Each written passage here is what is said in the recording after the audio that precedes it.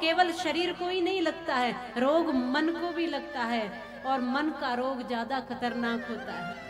आज ज्यादातर लोग शरीर से बीमार नहीं है, ज्यादातर लोग मन से बीमार है, मन के रोगी है, मन ने जकड़ रखा है। और श्री राम की ये पावन कथा, प्रभु श्री राम का पावन नाम ही एक ऐसा है जो हमारे मन के सारे रोगों को दूर करेगा। तमाम लोगों का जीवन परिवर्तित हुआ है, तमाम लोगों के अंधेरों को दूर किया है, तमाम लोगों का कल्याण इस नाम ने किया है। तो क्या हमारा कल्याण नहीं होगा? निश्चित रूप से होगा, पर हमें पहले पवित्र बनकर, हमें पहले समर्पित होकर के बैठना पड़ेगा। राम नाम अति मीठा है, कोई गा के देख ले। जब भजन हो, कीर्तन हो, तो सभी गाया करो। अभी अभी कहा था तुलसीदास जी, वाल्मीकि जी के परिचय में सबने कह दिया था कि हम पाप में भागीदार नहीं है, आप ही भागीदार हैं। तो भजन करोगे तो आपको पुण्य मिलेगा, मेरे भजन करने से मुझे पुण्य मिलेगा, मेरे भजन गाने से मुझे पुण्य मिलेगा। आप भजन करोगे, मेरे भगवान के नाम को स्मरण करने से मुझे पुण्य मिलेगा, और उसी नाम को साथ साथ आप भी जाप करते चलो, उस भजन को आप भी गुनगुनाते चलो, भगवान के चरणों में आप भी अपना मस्तक टेकते हुए, अपने हृदय को बिछाते हुए चलो, तो आप सबको उस पुण्य का भाग मिलेगा, आप सब उस पुण्य के अधिकारी बनेंगे। इसलिए तो कथा सामूहिक रूप से होती है, इसलिए तो कथा में सब मिलजुल करके बैठते हैं। यूं तो अपने घर में मंदिर में भी हम पूजा कर लेते हैं, यूं तो मंदिर में भी प्रार्थना कर लेते हैं, यूं तो मंदिर में भी दीपक जला देते हैं, लेकिन जब यहाँ आरती होती है, जब यहाँ से मिलकर प्रार्थनाएं होती है, जब यहाँ एक साथ मिलकर संकीर्तन होता है, एक साथ मिलकर के भजन करते हैं, तो उस प्रार्थना को जरूर भगवान सुनते हैं। जब एक साथ मिलकर कुछ कहते हैं तो यहाँ की सरकारें सुन लेती है, तो वो सरकार क्यों नहीं सुनेगी?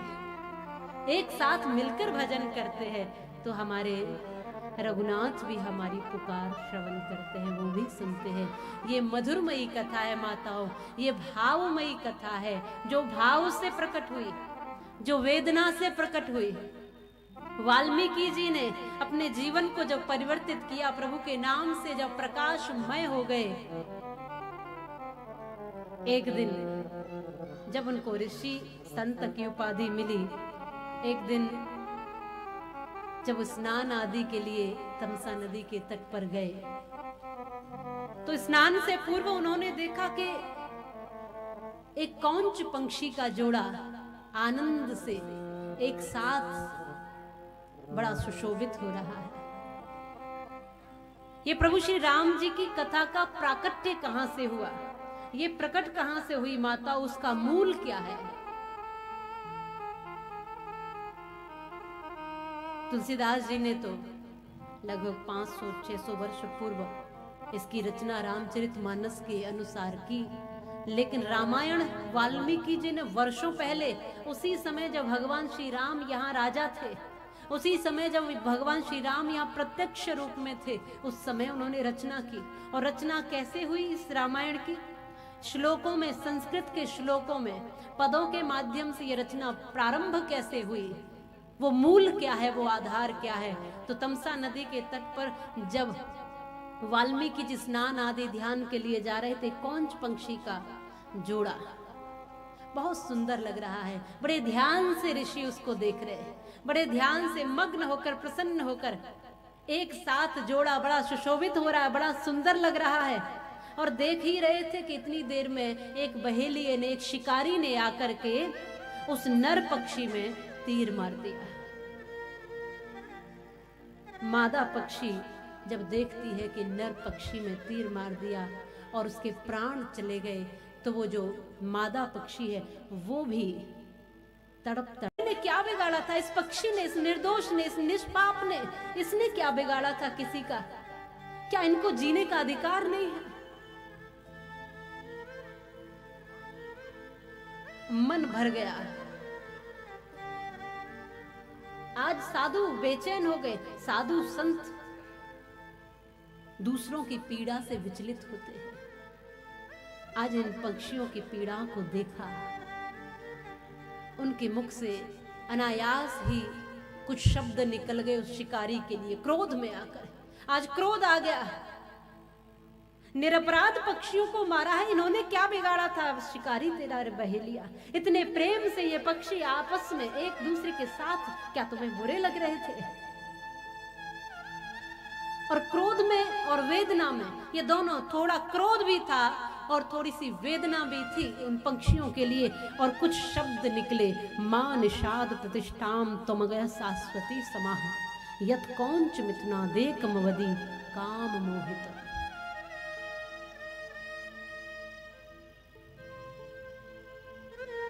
अरे शिकारी, तू कभी चैन से नहीं रह पाएगा, कभी सुखी नहीं रह पाएगा।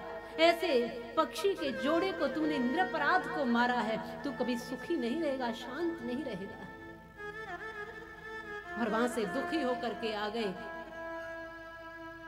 और जब अपने शिष्यों को ये शब्द सुनाए, वो शब्द क्योंकि वेदना में से किसी दूसरे की पीड़ा के लिए निकले थे, किसी को पीड़ा में देख करके, किसी को दुख में देखकर वो शब्द निकले थे, तो वो शब्द पद बन गए।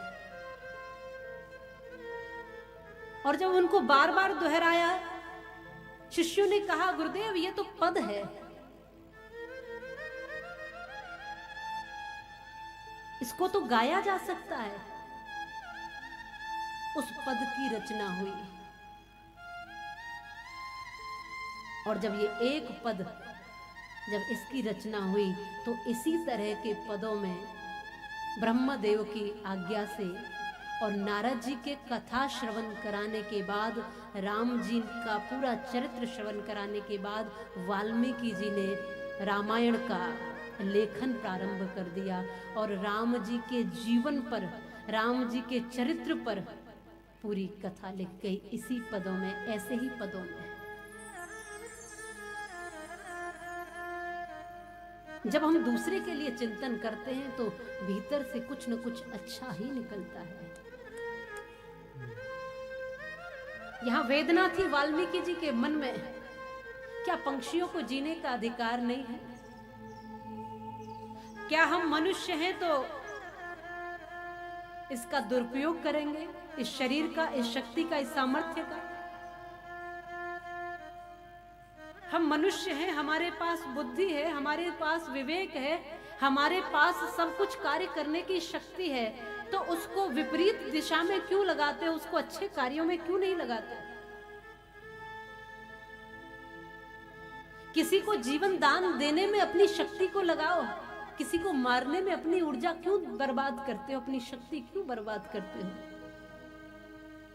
मनुष्य सबसे श्रेष्ठ कृति है परमात्मा की, सबसे ऊंचा जीवन है ये हमारा मनुष्य का। और इसीलिए मिला है कि मनुष्य के संरक्षक में सभी जीव जंतु प्रसन्नता से रहे, आनंद से रहे, ना कि भयभीत होकर रहे। और हमने सबको भयभीत कर रखा है, पशुओं को, पक्षियों को, जीव जंतुओं को, पूरी प्रकृति को हमने बर्बाद कर रखा है, सब कुछ असंतुलित कर रखा है। आप चिंतन करिए, ये हाथ दिए हैं स्वच्छता के लिए, तो हम इन्हीं हाथों से गंदगी फैलाते हैं।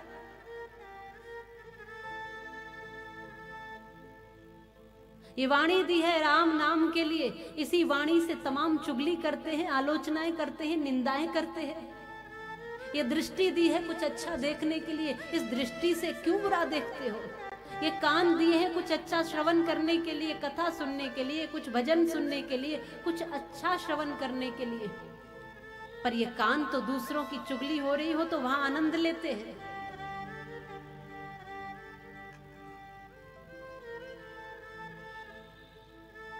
ये वाणी दी है कि कुछ न कुछ अच्छा बोलो, मीठा बोलो, लेकिन इस वाणी से न जाने दिन में सुबह से शाम तक कितना कुछ बोलते हैं जो फालतू है, जो बेकार का है, जो किसी काम का नहीं, किसी मतलब का नहीं।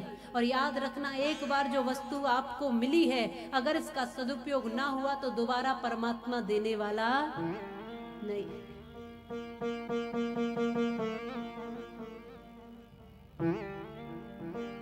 जब बात किसी की अच्छाई की हो तो सब मौन रहते हैं, लेकिन यदि बात किसी की बुराई की हो रही हो तो गूंगे भी बोल पड़ते। हाँ हाँ, और बताओ क्या हुआ? किसी का अपमान हो रहा हो तो और सम्मिलित हो जाए।